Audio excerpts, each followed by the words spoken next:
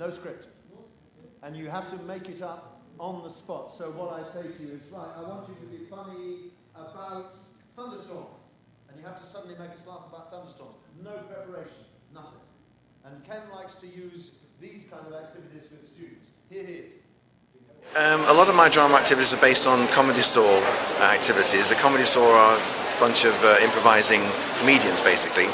And one of the things they have is a story where you put people in a line and you ask the audience, in the case of the comedy store, for a superhero, a household object and a location. And you'll finish up with Superman and a frying pan in Prague or something.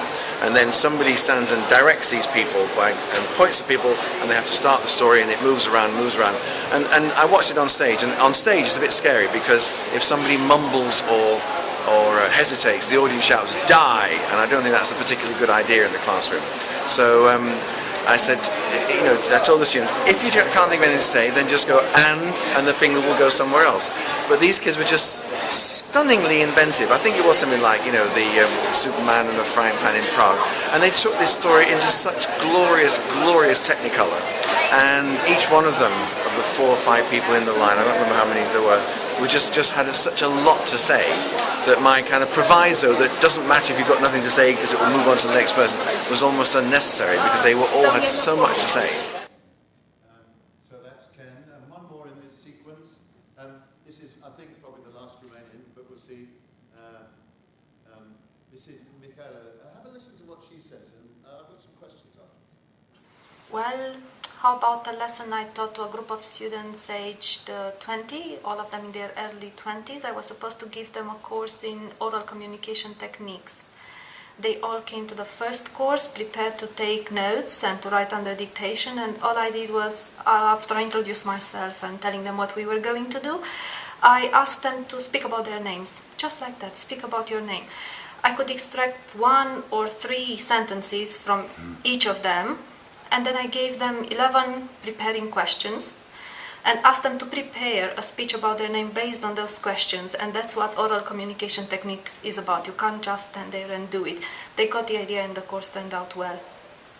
Thank you very much. Anytime. Okay, so what I'd like you quickly to discuss is what unites all of those people and what do they all believe, although I think one of them said something different from all the others. So have a think, just a little conversation while I turn off Skype. Because I'm worried that someone's going to ring me or something. So quickly, a little conversation.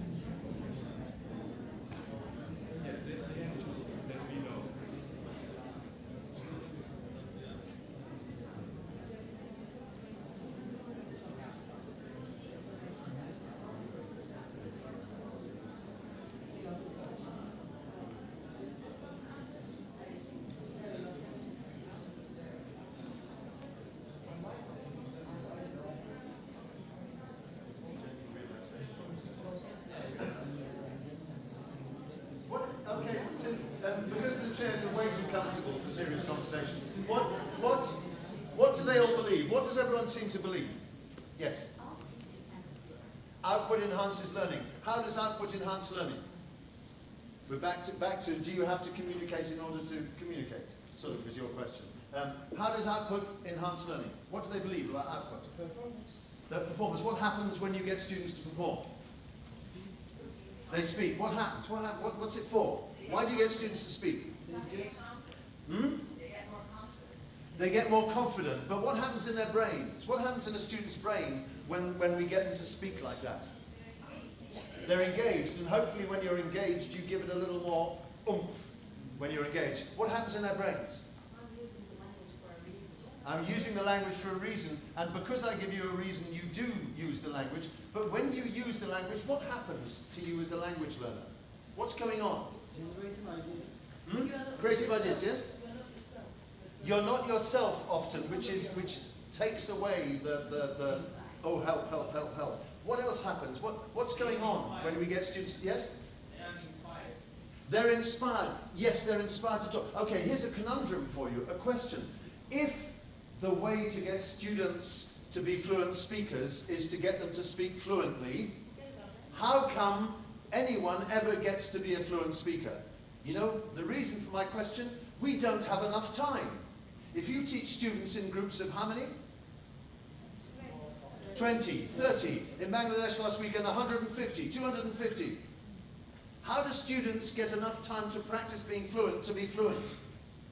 It can't be the amount of time you speak that makes you a fluent speaker. It can't be, because the mathematics don't add up. So there's something else that these people must believe, some other reason to get people to argue about who should be in a lifeboat.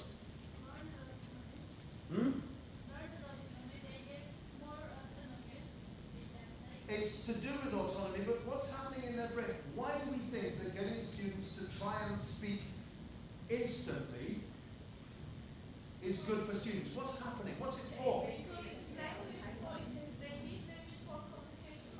So, okay, we're getting close. So, well, my problem is I know the answer I wanted, but we're getting close. And it's you say they need language to communicate. If you need language, what do you have to do? In real life, we don't. Aha, now this is going to be interesting. Okay, first thing I wanted to say. If you're going to communicate, you need language. So what do you do when you need language? Answer, you go burrowing around in your brain to try and find it. And when you found it, you kind of dig it out, and out it comes. And you activate your brain. And what we believe is that if you get students to speak, improvise, to speak communicatively like that, the process of searching for the language to get it out, it's not the amount of time you speak that matters. It's the process of going digging in the brain where all the connections are made. That's what it's for. That's what it seems to be for. But you said, when I said, that's interesting, somebody just said something, which is plan. You said something, what did you say about plan? And she said, they don't plan. In other words, you don't say, now which grammatical structure am I going to use at this point? But one of those teachers said something different. What did she say? Yes, because Michaela, remember Michaela, the last one. I get them to talk about their names, and I give them a set of preparing questions, because you can't just expect them to speak, she said, thereby completely contradicting every single other of the speakers. And here's the point. This is by way of a question, because I'd like to watch 2 or 3 more of the teachers just before we go. This is by way of a question. I think Michaela may have a point, because it seems to me that what we frequently do in English language classes is here's what happens. Teachers all over the world, they walk into a class, they say, good morning class, open your books on page 26, look at the text, read the first sentence. And I do that in the full and certain knowledge that because she's never seen the text before, she's going to make a mess of it. Not only do I know she's going to make a mess of it, but when she reads, she knows she's making a mess of it. Because reading aloud, unseen, is really, really difficult. Now let's think about, there's a whole talk there. Now let's think about communicative speaking in class. What happens? I say to the class, okay, you're on an island and you all have to decide who's going to stay in the boat. Speak.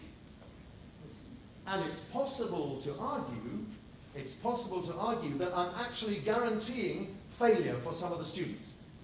Because some of the students can't just speak without planning. By the way, I'm not it's exactly without the planning that we're interested in, so you're completely right. But some students, if I make you speak instantly in English, I'm almost setting you up for failure, because you're going to screw up.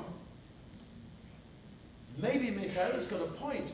Maybe one of the best ways of getting students to speak in a lesson is say, this is what we're going to talk about. I will give you 2 minutes in which you can think about what you're going to say, and crucially, you can mumble it. In other words, you can say, well, yeah, quietly like that. And maybe have some preparing, to use Michaela's word, some preparing stuff. But it's not that natural.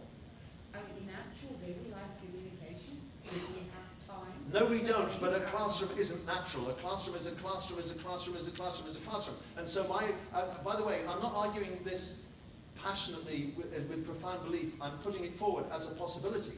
That because the classroom isn't a natural environment, because we're not there to communicate with each other, we are there to learn English. That's what you're there for.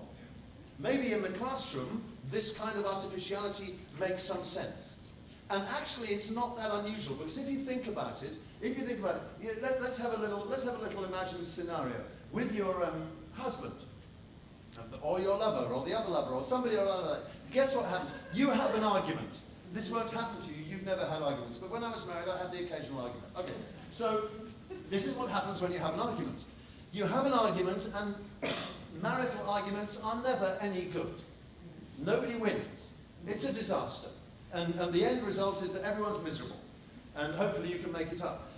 But the really beautiful thing about a marital argument is 10 minutes later, when you're driving in the car, you come up with the line, the killer line, and you win the argument. Do you know what I'm talking about? You've left your wife or your husband or whoever it is, they're back at the house. 10 minutes after you've had the argument, you suddenly, in your head, you go, here, boom, that got her. You know what I'm talking about? We do it all the time. We make conversations in our heads, we practice them, we plan them out. If you do go to the UK and you're a bit nervous about your English, though judging from today you don't have to be, but if you were, guess what? As you go towards the shop, what do? You sort of think, oh, I'm going to say, and you kind of rehearse it in your head as you walk towards the store to see what you're going to say. Well, let's give the students the same opportunity to mumble or something. I don't know.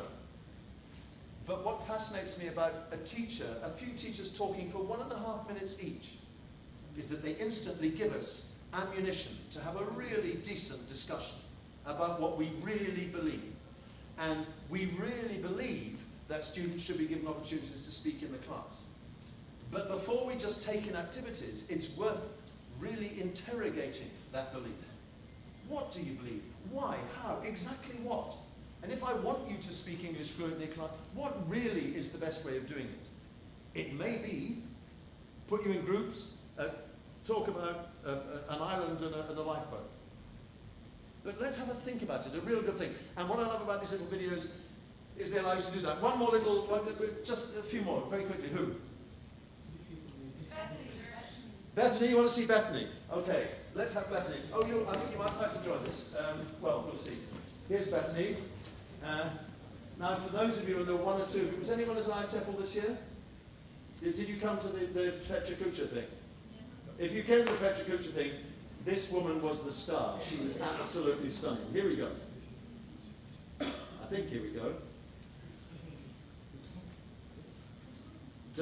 If you're, oh, there we are. Thank you. This is Bethany. She's an American living in France. Here we go.